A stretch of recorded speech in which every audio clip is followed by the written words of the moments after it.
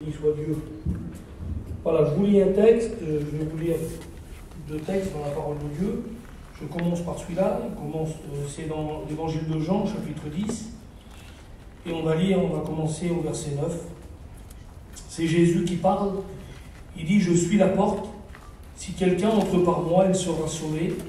Il entrera et il sortira, et il trouvera des pâturages. » Et au verset 10, il dit « Le voleur ne vient que pour dérober, égorger et détruire. Mais dis-moi, je suis venu afin que les brebis aient la vie et qu'elle l'ait en abondance. Amen. » Amen. Amen. Amen. Je lisais ça dans la parole de Dieu et c'est un verset que je connais. Et quand les frères m'ont demandé de faire la réunion de jeunesse, je n'ai pas l'habitude de faire des réunions de jeunesse. On fait très rarement. Et voilà, je cherchais un message, bien qu'on sait qu'il n'y a pas de message pour les jeunes, des messages pour les plus vieux. Il y a les messages de la parole de Dieu. C'est la parole de Dieu. Amen.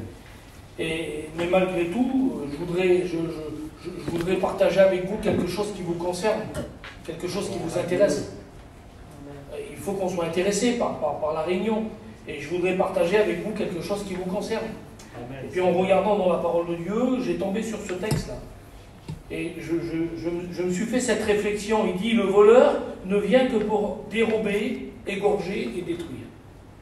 Et je me suis fait cette réflexion en lisant le texte. J'ai dit, Seigneur, c'est pas assez. Il parle de l'ennemi. C'est pas assez déjà de venir. Il dit qu'il commence par ça. Il dit, il vient que pour dérober. Il commence par ça. Ça veut dire si on prend des bénédictions, ça veut dire si on reçoit des choses dans les réunions, il parle au spirituel. Eh bien, l'ennemi vient, lui, et puis il commence par ça, il commence par nous prendre ce qu'on a reçu, il commence par nous enlever les choses qu'on a reçues. Et puis pour ceux qui sont chrétiens depuis un petit peu plus longtemps que d'autres, on sait que c'est comme ça que ça fonctionne. On sait que quand on y laisse la porte ouverte, il vient, il se sert, et il nous reprend ce qu'on a reçu. On se retrouve, on était bien, on allait aux réunions, on était bénis, on a parti une été en mission, ça nous a plu, ou on a passé un hiver de réunions dans les réunions de jeunesse, et puis il y a eu des bonnes choses qui se sont faites, puis d'un seul coup, on ne comprend plus pourquoi, on n'est plus bénis dans les réunions, on n'arrive plus à ouvrir la parole de Dieu, on avait l'habitude de le faire de temps en temps, on se mettait à part, et puis on lisait un petit peu la parole de Dieu, on écoutait des cantiques, on se remet à écouter des musiques du monde, on lit plus la parole de Dieu, c'est plus difficile de prier, ça devient long une réunion. Qu'est-ce qui s'est passé? Eh bien le voleur il est venu dérober. Il est venu prendre des bénédictions, il est venu prendre des qualités qu'on avait reçues. Et puis je disais, Seigneur, je me suis fait cette réflexion, c'est pas assez qu'il nous prend des choses, il continue en disant, il vient aussi pour égorger. Il vient aussi pour ça. C'est-à-dire qu'il veut tout nous prendre, il veut nous séparer de toutes les choses qu'on a eues, qu'on a reçues, de toutes les choses qui nous ont fait du bien. Et puis, il continue en disant, il égorge, mais il détruit. Et puis, écoutez, je voudrais faire peur à personne, mais de toute façon, les plus jeunes ici sont au courant de ce qui se passe en ce moment. Il y a plein de jeunes qui sont détruits. Je vous dis la vérité, je voudrais vraiment que vous mettre en garde.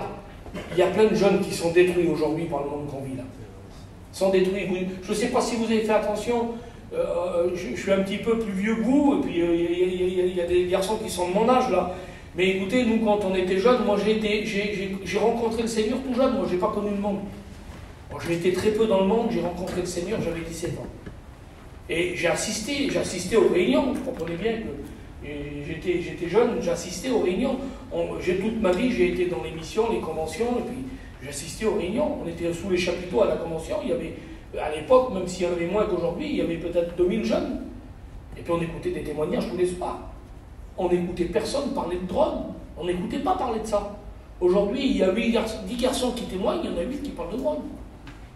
Ils ont été touchés par ces choses-là. Et puis le temps passe et ils sont détruits par ces choses.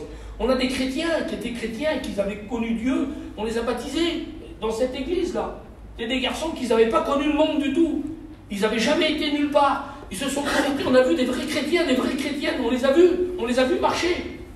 Et puis on les a vus rétrograder, doucement. On les a vus passer du premier rang au troisième, du troisième au sixième, du sixième au neuvième.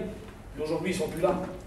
Et puis ils sont arrivés à se faire détruire à un point que même eux qui n'avaient jamais rien connu, aujourd'hui ils ont tout connu. C'est incroyable, plus vite que les autres. Ils ont été plus vite que les autres, comme s'ils étaient attirés. Il semblerait que l'ennemi il est arrivé à faire ce dégât-là. Mais comment il fait? Eh ben, la parole de Dieu nous répond. Il dit, comment c'est possible de rentrer dans la maison d'un homme fort et de prendre tout ce qu'il a? Comment c'est possible? Si c'est un homme fort, la parole de Dieu nous l'explique comme ça. C'est-à-dire, si tu es fort, si tu es béni, si tu fais face, si tu sais que quand ça va pas bien, tu pries le Seigneur et puis ça va mieux. Si tu ne te prives pas de tes réunions, si tu recherches la communion des chrétiens, si tu ne t'entretiens pas de tout ce que le monde veut te donner d'aujourd'hui, si tu n'es pas, écoutez, c'est aujourd'hui, c'est le plus gros dégât, c'est les téléphones là. On est toute la journée là-dessus. Ça nous prend un temps qu'on ne peut même pas s'imaginer. Et je sais, encore plus la jeunesse, ça prend un temps démesuré. Mais si tu luttes contre ça, si tu te mets des règles, si tu t'imposes des choses, toi, en disant... Je ne vais pas vivre comme un paria, je ne vais pas vivre en dehors de la vie de tous les jours. Je ne vais pas me séparer de ces choses-là, mais je ne veux pas que ça prenne toute la place. Alléluia, Seigneur. C'est important ça, de dire je ne veux pas que ça me prenne toute la place. Mais si tu ne fais pas attention, eh bien tu vas te retrouver que l'homme fort que tu es, il dit comment il peut faire, ou la jeune fille forte dans le Seigneur, où tu prends des forces, où tu pries Dieu, où tu sais que toutes les bonnes choses qui sont autour de toi. Comment on peut rentrer chez quelqu'un qui est fort comme ça? Et puis qu'on peut prendre tout ce qu'il a? Comment c'est possible? C'est pas possible, il dit la parole de Dieu. Il faut qu'auparavant, on ait rentré chez lui et qu'on l'ait lié, il dit le texte. On l'a lié, on l'a attaché. Alors l'homme fort, si tu l'attaches, que tu y attaches les mains, tu y attaches les pieds, tu le lies dans un coin, tu peux rentrer chez lui, il n'y a plus rien qui te dérange, tu te sers. Il est attaché, lui, là-bas dans un coin. Eh bien, c'est ce que la parole de Dieu nous dévoile. On ne peut pas rentrer chez un homme fort, chez une jeune fille qui est forte, chez un jeune garçon qui est fort. On ne peut pas rentrer, l'ennemi ne peut pas rentrer. Il lui faut une faille, il faut qu'il trouve quelque chose. Il faut qu'il trouve quelque chose qui va te lier, qui va t'attacher, qui va te paralyser, qui va te rendre impuissant devant les choses là. Tu ne pourras pas te défendre. Il y aura quelque chose qui t'aura tenu et tu ne pourras plus te défendre. Et là, il va en profiter pour te prendre tout ce que tu peux, tout ce que tu as reçu. Et puis quand tu n'auras plus rien, il va aller plus loin. Il va aller jusqu'à t'égorger. Il ira même jusqu'à te détruire. Écoutez, c'est pas beau ce que je vais vous dire là. Mais regardez autour de vous. Il y en avait, je vous le redis, il y en avait qui étaient bien, il y en avait qui étaient forts, ils ne sont plus là aujourd'hui. Qu'est-ce qui s'est passé? Ils ont laissé rentrer des choses. Et c'est à ça que je voudrais que ce soir là, on se mette en garde. Vous voulez qu'on regarde un petit peu plus loin et qu'on se mette en garde? Écoutez, je voudrais vous donner l'exemple des choses qui se passent, où il y a des choses qui se sont passées, et puis que le monde d'aujourd'hui, là, il a lié. Et il se sert des choses toutes simples. Écoutez, on va dans l'Ancien Testament, dans le livre de Daniel, et on lit cette histoire. Daniel, chapitre 1, il dit ces mots. Il dit, la 3e année du règne du roi de Juda, le roi de Babylone marcha contre Jérusalem et l'assiégea. Ça veut dire que, écoutez, à un moment donné, il y a un ennemi. C'était le roi de Babylone, une ville qui était renommée pour être mondaine, une ville qui était renommée pour avoir du modernisme, une ville qui était renommée pour la fête, qui était renommée pour l'amusement, qui était renommée pour les vêtements, qui était renommée pour les soirées qui s'y passaient, qui était renommée pour tout Babylone. C'est l'image qu'on a quand on veut parler du monde, c'est Babylone. Et à un moment donné, le roi de cette ville-là, il est arrivé à Jérusalem où il y avait des chrétiens, des gens qui vivaient bien. Des gens qui vivaient dans la paix, des gens qui avaient l'habitude d'aller à leurs réunions, ils rentraient dans le temple, il y avait des gens qui faisaient des sacrifices, il y avait des gens qui chantaient des cantiques, il y avait des hommes qui étaient là, qui étaient sacrifiés pour Dieu, des hommes qui se mettaient à part, il y avait des jeunes garçons et des jeunes filles qui travaillaient pour Dieu, qui faisaient des belles choses, il y en avait qui s'entraînaient comme les garçons ils font là, à jouer de la musique, il y en avait qui composaient des cantiques. C'était une merveille Jérusalem à cette époque-là, c'était une merveille. Mais à un moment donné, écoutez, l'ennemi va trouver une faille, et il va rentrer dans Jérusalem, le roi de Babylone, le roi du monde. Il va rentrer dans Jérusalem. Puis il va se passer quelque chose. Et quand il rentre, lui, vous avez vu le petit mot qui est marqué, il assiégea. Ça veut dire qu'il va prendre possession de Jérusalem. Les gens qui sont à l'intérieur, ils sont plus libres. Ils n'ont plus de liberté. Ils sont assiégés. Ils sont sous une captivité. Et puis, quand il va se retrouver dans cette situation-là, à un moment donné, écoutez, voilà ce qu'il est marqué dans la parole de Dieu.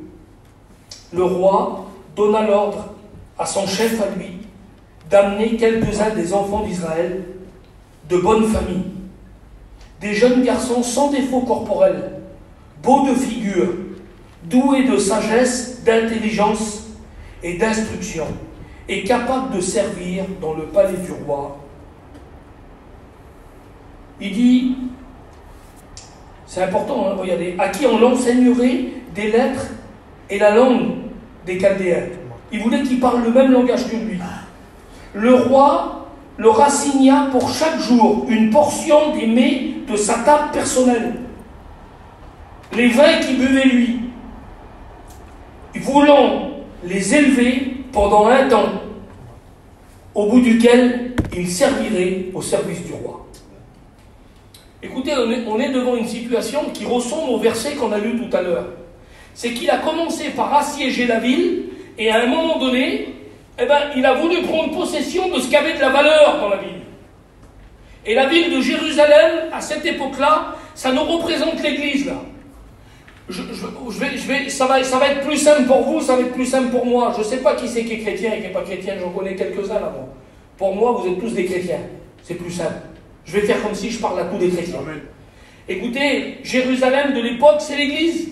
C'est la maison de Dieu. C'est comme ça qu'on l'appelait, en disant, monte à la maison de Dieu. Et la maison de Dieu va être assiégée. À ce moment-là, c'est ce qui va se passer. La maison de Dieu va être assiégée. Et il va se passer quelque chose, c'est que il n'en a pas assez, c'est déjà important. Il leur a pris des choses, là. Il leur a pris des choses. Il est rentré et il a commencé à dérober. Il a pris le pouvoir qui régnait à Jérusalem. Il a pris la joie qui régnait à Jérusalem. C'est important quand l'ennemi vient et qu'il prend la joie. C'est important. Aujourd'hui, vous savez qu'il y a des jeunes garçons et des jeunes filles qui n'ont plus la joie. Vous savez qu'il y en a qui pleurent. Je ne sais pas s'il y en a qui sont concernés, là, mais il y en a qui pleurent la nuit. Il y en a qui n'arrivent plus à dormir. Il y en a qui angoissent quand ils voient la nuit arriver. Le jour, ça va, quand c'est la journée, ils font leurs petites affaires, ils vont se promener avec leurs copines, s'amusent un petit peu. Mais quand ça vient la nuit, là, ils angoissent parce que la nuit, elle arrive. Parce que la nuit, pour eux, elle n'a plus de faim, ils n'arrivent pas à fermer l'œil. Il y en a des comme ça. Ils se sont fait prendre leur joie. Ça ne peut pas arriver, normalement, quand on est jeune. Comment ça peut arriver, ça? Ben, ça arrive. Écoutez, je voudrais vous mettre en garde, les jeunes, là. Les jeunes filles derrière, ça arrive. Faites attention, ça arrive. L'ennemi, il veut prendre votre joie, il veut vous ravir, il veut vous prendre des choses. Il n'y avait plus la joie que je vous ai citée tout à l'heure. On ne chantait plus des cantiques. On n'avait plus la liberté de rentrer dans la maison de Dieu. On n'avait plus la liberté de faire les choses qu'on faisait avant. Les hommes qui étaient sacrifiés, qui étaient mis à part pour les sacrifices, ils ne faisaient plus de sacrifices. Les hommes qui étaient mis à part pour ouvrir la parole de Dieu et enseigner les autres, ils n'enseignaient plus les autres. Ils n'ouvraient plus la parole de Dieu. Il avait déjà ravi tout ça, le roi. Le roi de Babylone, qui représente l'ennemi, il avait déjà ravi tout ça. Et puis il va aller plus loin. Écoutez, à un moment donné, il va aller plus loin. Il va dire à celui qui avait confiance, il avait confiance en lui, c'était son chef, c'est comme ça qu'il l'appelle. Il va dire, tu vas aller, tu vas prendre quelques-uns des enfants d'Israël. Il va viser les jeunes. Et c'est pour ça que le message m'a interpellé ce soir. Quand je regardais, je cherchais un message, c'est pour ça que j'ai été interpellé. C'est parce que je me suis rendu compte d'une chose, c'était qu'il pouvait tout avoir là. On a affaire à un roi, le roi de Babylone, il pouvait tout avoir. Il avait Jérusalem pour lui, il avait tout Juda pour lui, tout ce qu'il y avait autour. Mais ce qui l'a intéressé, c'est les jeunes. Pour lui, ça avait de la valeur. Parce qu'il misait sur des jeunes, des tout jeunes, des plus jeunes. Il misait sur eux pour demain. Eh bien, je voudrais vous dire que l'ennemi n'a pas changé de technique. Il vous a visé à vous. Et aujourd'hui, il a jeté son dévolu sur la jeunesse. Parce qu'il sait que s'il vous touche maintenant, là, s'il touche vos cœurs maintenant, s'il sème dans vos cœurs maintenant de la crainte, s'il sème dans vos cœurs maintenant de la peur, s'il sème dans vos cœurs maintenant une fausse joie, il arrive à semer le désir d'aller voir ailleurs ce qui se passe là-bas, dans quelques années, ça sera compliqué pour vous, ça sera difficile. Et il le sait. Alors la Bible, elle dit qu'il va faire quelque chose. Va prendre quelques jeunes. Tu vas les choisir. Il faut qu'ils aillent des valeurs. Parce que, écoutez, si vous ne savez pas, je voudrais vous le dire, parce que c'est la parole de Dieu qui le dit, vous avez reçu des valeurs. Vous avez reçu des valeurs qui sont importantes, des valeurs qui sont différentes. Et la Bible, elle dit qu'ils vont aller, ils vont les choisir selon ce que le roi voulait. Le roi de Babylone, lui, il voulait des jeunes qui avaient des valeurs. Il dit, tu vas les choisir avec des critères bien spéciaux. Tu ne prends pas n'importe lesquels. Tu prends ceux qui sont intelligents. Ceux que, quand on leur parle, ils savent de quoi on leur parle. Ils ont de la réflexion. Tu vas prendre ceux qui sont intelligents. Tu vas prendre ceux qui sont beaux. Il va les choisir comme ça, tu vas prendre ceux qui sont beaux, ceux qui sont belles. Ceux que quand on les regarde, on voit des belles personnes.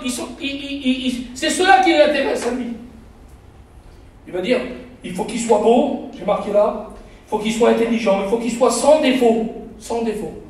Ça doit être dur à trouver. Hein. Même encore aujourd'hui, des jeunes sans défaut, c'est dur à trouver. Hein. Mais il dit, tu vas en trouver. Si tu cherches, tu vas en trouver. Il y en a à Jérusalem. Il y en avait en Israël à cette époque-là. Écoutez, il y en a dans l'église ici, là. Il y en a qui ont reçu tellement de qualité du Seigneur. Ils ne le savent même pas, vous en rendez même pas compte. Mais quand vous arrivez ici, vous chantez un cantique, vous bénissez l'église. C'est parce que vous avez reçu des qualités d'en haut.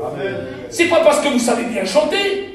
C'est pas parce que vous avez une belle voix, c'est pas parce que tu joues bien de la guitare, fils, c'est pas pour ça, c'est parce que le Seigneur vous a mis des qualités dans le cœur. Mais ces qualités-là, écoutez, ils intéressent l'Église, ils intéressent les chrétiens, ils intéressent vos copains, vos copines, c'est ça qui intéresse les gens qui sont autour de vous, mais ils intéressent aussi l'ennemi. Et c'est à ça qu'il faut faire attention, c'est à ça qu'il faut veiller. Et ce jour-là, lui, eh bien, il est vise par rapport à ça. Il dit, tu vas les choisir, ceux qui sont d'une bonne famille. Pas n'importe qui. Des gens qui sont d'une bonne famille. Tu vas choisir des jeunes, ils ont une famille derrière eux. Parce que, écoutez, derrière vous, vous avez vos familles. Pour certains, ce n'est pas des chrétiens, là. Mais ça ne fait pas d'eux des mauvaises familles. Vous avez vos parents, ils font tout pour vous. Vous avez des bons parents, vous avez autour de vous des bonnes familles. Mais l'ennemi, il vise aussi à eux, à travers vous. Il sait que s'il vous touche à vous, là, s'il arrive à semer dans vos cœurs des mauvaises choses, il va toucher aussi vos familles qui sont autour de vous. Par contre, si vous gardez précieusement les bonnes choses que le Seigneur va vous donner, là, parce que même ceux qui n'ont pas encore reçu, là, attendez-vous à recevoir. Et si vous gardez les cadeaux, les bonnes bénédictions que le Seigneur vous allez les ramener dans vos familles. Et puis vous allez bouleverser tout ce qui se passe autour de vous. Parce que ce qui vient du ciel, ça bouleverse ce qui se passe autour de vous. Écoutez, il dit, tu vas en choisir comme ça, alors, de bonne famille, sans défaut, qui soit beau ou belle d'aspect, qui soit sage. Et quand on parle de sagesse, là, quand on parle de sagesse dans la parole de Dieu, ça s'associe à quelque chose. Quand on parlait de quelqu'un qu'on disait, il a la sagesse, c'était quoi? C'était la crainte de l'Éternel. Quelqu'un qui était sage, dans la parole de Dieu, ça s'attribuait à ça. C'était la crainte de l'Éternel. Et là, on a l'image vraiment des chrétiens, ceux qui craignent Dieu. Et ça intéresse l'ennemi. Incroyable quand même.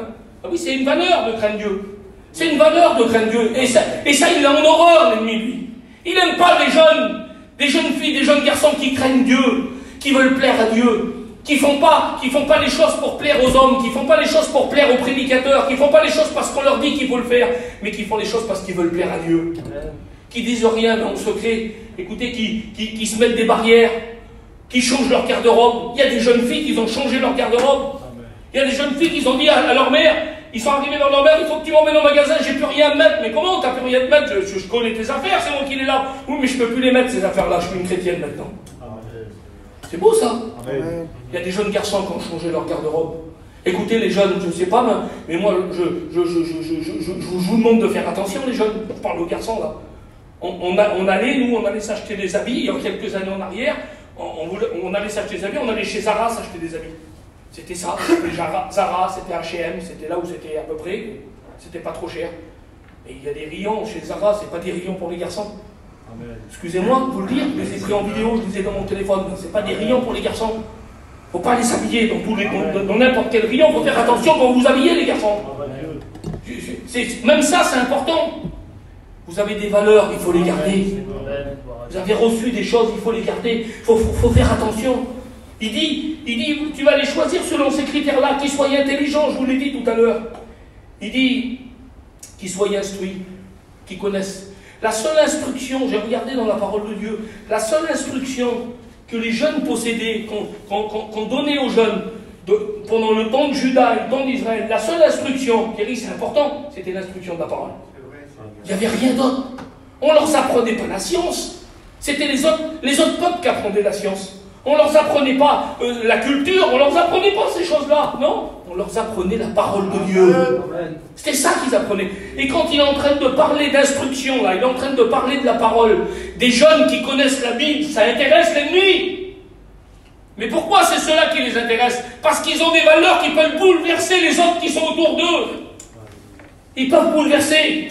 Un jeune garçon, une jeune fille qui s'attache à la parole de Dieu, qui veut vivre la parole, sa famille qui n'est pas chrétienne, elle se convertit. Ses copines qui ne sont pas chrétiennes, ils se posent des questions et viennent à la réunion. Amen. Ses copains qui ne veulent pas écouter parler de Dieu, ils ne vont plus s'amuser, ils ne vont plus à droite à gauche, ils viennent avec lui à la réunion. Parce que lui, il est attaché à la parole de Dieu. Amen. Amen. Et l'ennemi, il le sait, ça. Alors il veut arrêter ça. Écoutez, c'est son but, il veut arrêter ça. Mais il va s'y prendre comment? Eh bien, il va chercher un moyen pour rentrer dans la maison de l'homme fort et le lier.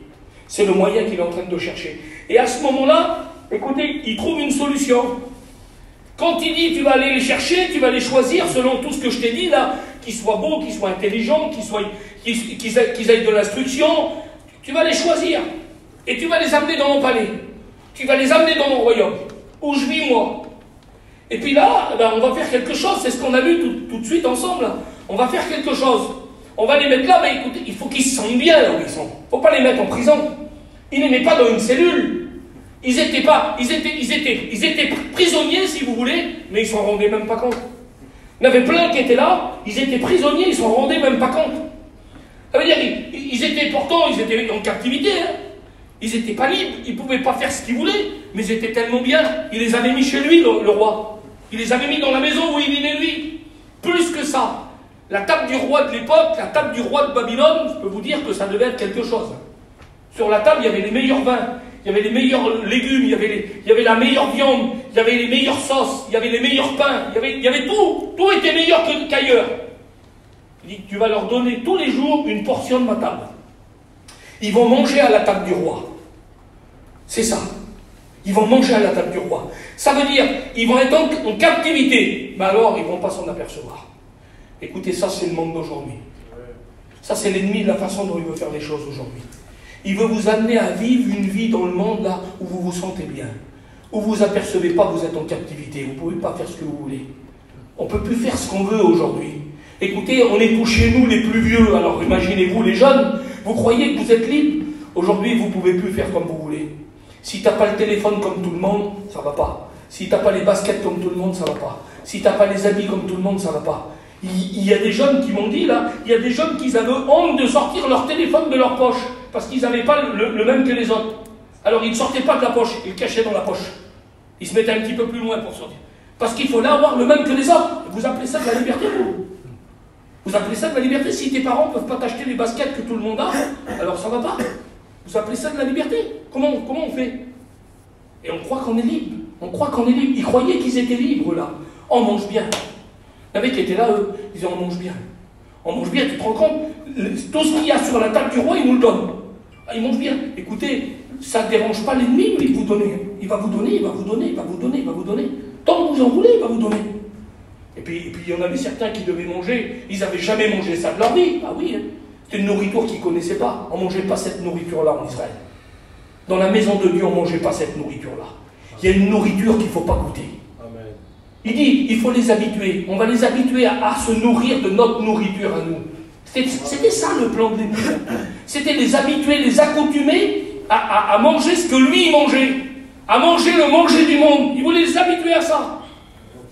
Écoutez, aujourd'hui encore, le monde voudrait nous habituer à faire les choses normales. On ne voit plus la différence de rien maintenant. Tu vois des chrétiens arriver, tu vois des non-chrétiens arriver, tu ne sais pas qu'est-ce que c'est la différence. Il n'y a plus de différence. Comment on va faire alors pour les différencier? Comment? Normalement, ça devrait se reconnaître. La Bible, elle dit on reconnaît un arbre à son fruit. Tu ne peux pas passer à côté d'un arbre de pomme, il ne va pas pousser des cerises dessus. Ça ne marche pas. Il ne pousse pas des cerises sur un pommier. Sur un pommier, il pousse des pommes. Un chrétien, il doit ressembler à un chrétien. Amen. Une chrétienne, elle doit ressembler à une chrétienne. On ne se conforme pas au monde, nous. C'est l'apôtre Paul qui dit ça. Ne vous conformez pas au monde, ne ressemblez pas au monde. Je ne suis pas en train de vous dire, écoutez, je ne suis pas un martien. Je ne suis pas en train de vous dire de ne pas vous habiller comme les autres, de ne pas faire les choses comme les autres. Non, je suis en train de vous dire de vous comporter comme des chrétiens, des chrétiennes, peu importe où vous trouvez. Demain, vous allez aller dans un mariage, soyez des chrétiens. Amen. Demain, vous allez aller à la plage, soyez des chrétiens. Demain, vous allez aller à l'église, soyez des chrétiens. Demain, vous allez vous promener en ville, soyez des chrétiens.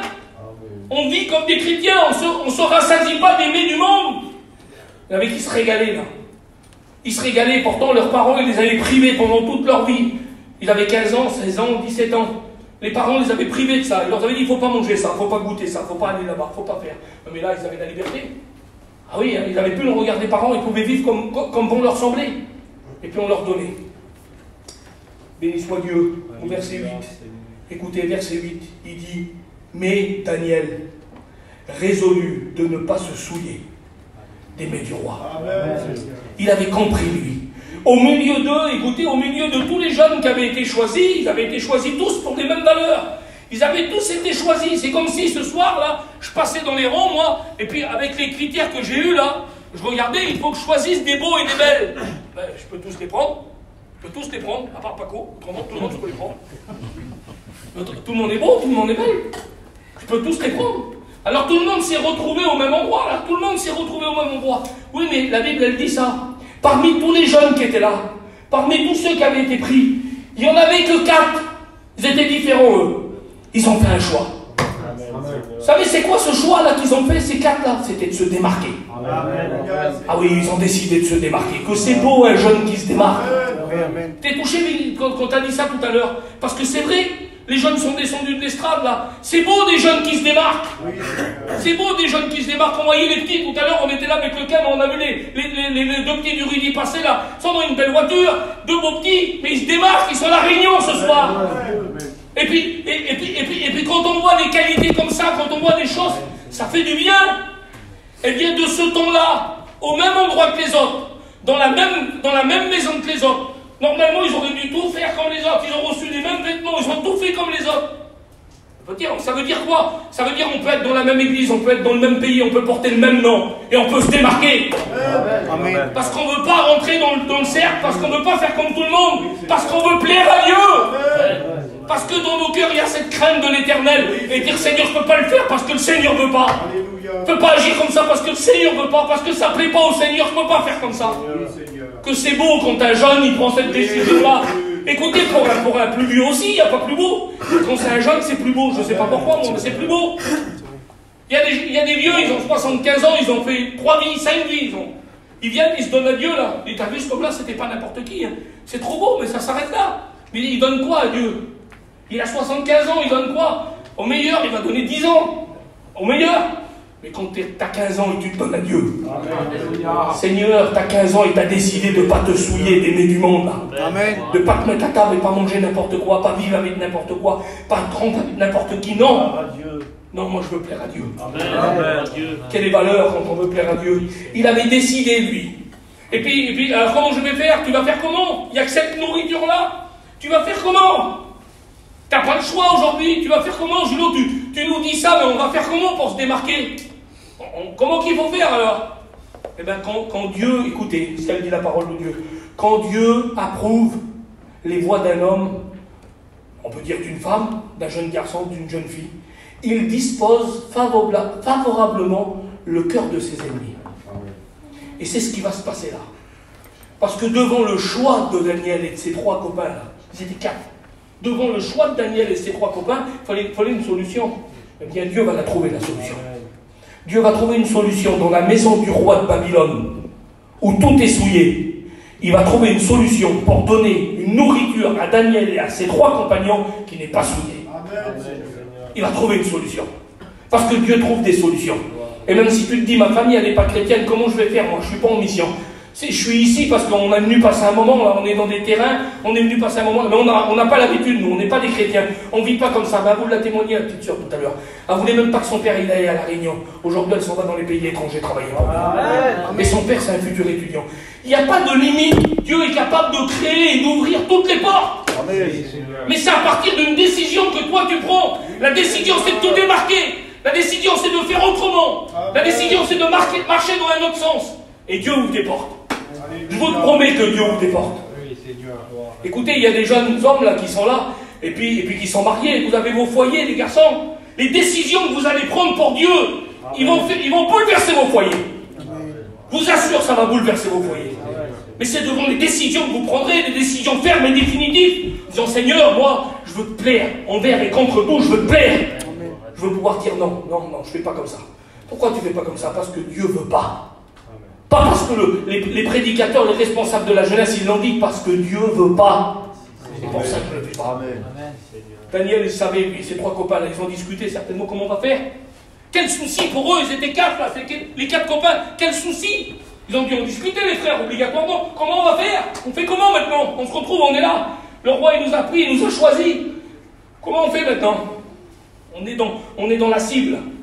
Parce qu'il dit qu'il rôde comme un lion rugissant, hein, cherchant qui va dévorer. Comment on va faire? On va faire comment? Puis Daniel, il dit, écoutez, si on veut plaire à Dieu, Seigneur va nous trouver des solutions, il va nous ouvrir des portes.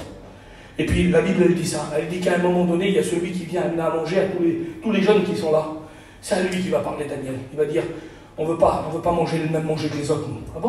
Vous voulez manger quoi? On veut que de l'eau et des légumes.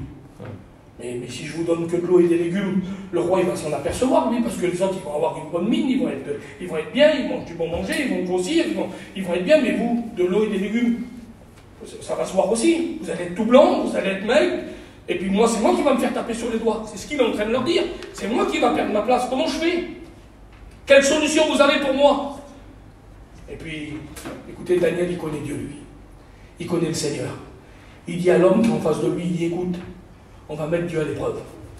Tu sais ce qu'on va faire? Pendant 10 jours, on va faire l'essai. Tu vas donner tout ce qu'il y a sur la table du roi à tous les autres, et à nous 4 là, tu nous donnes que des légumes et de l'eau. Et si dans 10 jours, on n'a plus mauvaise mine que les autres, alors tu nous redonneras les mets du roi, on les mangera. Quelle beauté! Il est sûr de lui, là. Il a la foi dans son cœur que ça va bien se passer parce qu'il veut plaire à Dieu. Pourtant, hein, sur le papier, une côte de bœuf, tu manges, ou des carottes dans le bouilli, c'est pas pareil. Hein. Ah oui, c'est pas pareil. Hein. C'est meilleur une côte de bœuf. Hein. Mais quand tu veux plaire à Dieu, il faut que tu te tournes vers les légumes, là. Je veux plaire à Dieu, moi. On verrait contre tout, je veux plaire à Dieu. Écoutez, la Bible, elle dit qu'au bout de 10 jours, quand il est revenu, lui, il les a regardés. Vous savez ce qui s'est passé? Ils avaient meilleure mine que les autres qui mangeaient les mets du roi. Ils étaient mieux portants. Ils avaient un plus beau teint. Ça marchait mieux. Mais comment ça? Ah oui, ça marchait mieux. Je vous dis la vérité. Quand tu comptes sur Dieu, quand tu fais avec lui, quand tu restes sur sa parole, quand tu lui fais confiance, ça marche mieux. Écoutez, si l'ennemi a essayé de semer dans ton cœur que ça marche moins bien pour toi, que depuis que tu es chrétien ou depuis que tu t'approches du Seigneur, depuis que tu es chrétienne, ça marche moins bien pour toi, ça c'est l'ennemi, c'est un menteur. Ça marche mieux quand on est en Dieu. Amen. Ça marche mieux quand on est en Dieu. Ça se passe mieux, ça se voit. À l'œil, ça se voit. Il y a quelque chose de différent. Et puis la Bible, elle dit que ça va durer pendant 3 ans, ça. Pendant 3 ans. Ils vont manger des légumes et de l'eau. Pas possible. Ah oui, pendant 3 ans. Ils n'ont pas mangé de viande, les frères. Pendant 3 ans, ils n'ont rien pris des mets du roi. Les fruits qu'ils mangeaient les autres, ils n'en mangeaient pas, eux. Les vins spéciaux, ils n'en buvaient pas. Les cocktails spéciaux, ils n'en buvaient pas, eux. Non, ils ne voulaient pas de tout ça, eux. Ils se mettaient à part de tout ça. Les autres, ils allaient, on y va, aujourd'hui, c'est tel jour. Il y avait des jours spéciaux, peut-être avec des repas spéciaux. Certainement que ça devait arriver. Et quand le roi faisait une fête, ça va être meilleur ce soir. Hein. Pourquoi? Parce que le roi, il fait une fête. Ah oui, mais nous, dans les fêtes, on ne participe pas. Ah non, on est dans le monde, mais on n'en fait pas partie. Pourquoi? On est des chrétiens. On veut se préserver, nous, on est des chrétiens. Écoutez, la nourriture d'aujourd'hui du monde, là. Eh bien, je reviens dessus. La nourriture d'aujourd'hui, c'est les téléphones. C'est les téléphones. Écoutez, je suis peut-être vieux jeu, mais j'écoute les choses qui se disent autour d'eux. Vous savez, les frères, je vais peut-être vous... Non, je ne veux pas vous apprendre quelque chose, vous occuper de la jeunesse. Il y a quelque chose en ce moment, là, c'est catastrophique. Pire que les téléphones, c'est les séries. Les séries. Il y en a qui passent des heures dans les campings à regarder les séries, il y en a qui passent des heures dans les chambres, ils sortent plus, ils font plus leurs affaires, ils vont plus voir leurs copines, ils vont plus se promener. C'est les séries, ils attendent plus que ça sorte, la deuxième partie, la troisième partie, c'est même plus la peine. C'est vrai. C'est une catastrophe, les frères, c'est une catastrophe. Et vous savez ce que l'ennemi essaye de faire à travers ça, vous faire rentrer dans le monde de la série, là. Il arrive à vous identifier. Et dans toutes les séries, il y a quelqu'un qui est au milieu qui ne correspond pas. Il y a quelqu'un qui est au milieu qui ne correspond pas. Il est au milieu du petit groupe de jeunes, il est au milieu du groupe de ce qui se passe. Il ne correspond pas. Quand je vous dis qu'il ne correspond pas, c'est parce qu'il y a plein de choses vilaines aujourd'hui. Et ils arrivent à nous faire accepter même ça. C'est le but. C'est le but à la fin du compte. Au bout des 3 ans, là, le but c'était qu'ils servent le roi. C'était ça le but. Il dit quand ils auront fini les 3 ans, ils me serviront. Ils seront aptes à me servir. Ils seront conformés au monde. Ils auront l'habitude. Ils mangeront comme Babylone. Ils dormiront comme Babylone. Ils feront la fête comme Babylone. Ils vivront comme Babylone. Alors ça ne les gênera pas de servir le roi de Babylone. Ils sauront tout faire comme lui. Sauf qui? Sauf Daniel et ses 3 compagnons. Parce qu'ils ne sont pas rentrés dans le cercle. Et la Bible dit que pendant tout le reste de leur vie, écoutez les jeunes, c'est ça qui est important.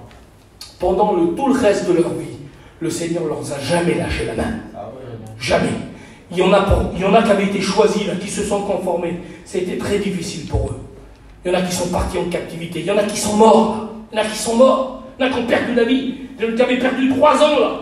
3 ans qui se sont conformés, qui ont cru que tout allait bien se passer pour eux. Ils ont perdu la vie. Il y en a qui sont partis en captivité. Il y en a qui sont morts dans des prisons. Il y en a qui sont morts dans des cachots. C'était des jeunes qui étaient beaux. C'était des jeunes qui étaient belles. Ils avaient tout pour eux, ils étaient intelligents, ils étaient instruits, ils avaient tout pour eux. Ils se sont laissés gagner par le monde. Aujourd'hui, le monde, vous l'avez à votre portée, les jeunes. Vous avez tout là. Il y a des belles choses là autour de vous, il y a plein de belles choses. Il y a plein de belles choses. Et puis qui ne sont pas forcément des choses qui vont vous faire du mal. Profitez-en. Profitez. Mais faites attention, il y a plein de choses qui sont à votre portée, tout près, et qui peuvent vous faire du mal. Peuvent détruire votre réputation. Peut vous faire passer pour quelqu'un que vous n'êtes pas. Peut se dire des choses qui vont vous casser votre avenir, des choses qui vont vous salir, des choses qui vont faire mal à vos parents, des choses qui vont faire mal à vos familles. Tout ça parce que vous vous serez conformés, parce que vous aurez mangé à la table du roi. Mais si vous dites non, quelle beauté Seigneur. Si vous dites non, on a décidé, nous, on a décidé de ne pas se nourrir de ce que le monde veut nous donner. On a décidé. C'est une décision qui est personnelle. Alors je ne voudrais pas aller plus loin. Je ne voudrais pas vous tenir plus longtemps, mais je voudrais laisser ça sur vos cœurs. J'espère que, écoutez le conseil que je vous donne ce soir avec la parole de Dieu, vous allez le serrer dans vos cœurs. C'est important. Je sais que le Saint-Esprit va vous rappeler les choses quand vous serez devant certaines situations, le Saint-Esprit va vous rappeler dans vos cœurs, va vous dire, toi tu es un chrétien, toi tu es une chrétienne, là tu ne peux pas y aller. Là tu ne peux pas rentrer. Comment? Vous voyez, on a appris, bien longtemps après, que des jeunes, tous dans les mêmes voitures, étaient partis en plein été, comme ça, ils étaient partis en ville, tous des jeunes ensemble, des garçons, des filles, et puis ils étaient rentrés dans un endroit, puis il y avait une jeune fille, elle était devant, elle avait son téléphone, elle faisait des 100 pas, un garçon l'a remarqué, pas chrétien. Il s'est approché, un garçon plus vieux, il a dit, pourquoi tu ne rentres pas? Elle a dit, non, je ne rentre pas là. Ben, elle a dit, pourquoi? Je suis une chrétienne. Il y avait plein de chrétiennes, non? Il y avait plein de chrétiennes, ça s'est passé il y a 3-4 ans en arrière. Il dit, je ne peux pas rentrer là, je me sens pas bien. Mais voilà, je ne sais rien, je vais les attendre là. Le garçon, il était touché, mais même pas la peine. Il a dit, c'est pas possible que c'est comme ça alors. Vous voyez, c'était des valeurs que Dieu met dans le cœur. Seigneur, valeurs que Dieu met dans le cœur. Il a pris son auto, il a abandonné sa soirée, il a pris la petite fille, il l'a ramenée chez elle. Et à partir de ce jour-là, il est au Réunion. Aujourd'hui, c'est un chrétien. Seigneur, soyez des modèles. Les jeunes, soyez des modèles. Il y a toujours une solution. Il y a toujours une porte qui s'ouvre. Il y a toujours une solution pour dire non. Il y a toujours une solution pour tourner le dos. Dieu met toujours une solution devant toi. Il ne te laissera pas aller au-delà de tes forces. Et dans tout ce que tu passes, il prévoira à l'avance un moyen pour t'en sortir. Il faut y faire confiance. Amen. On prie le Seigneur ensemble.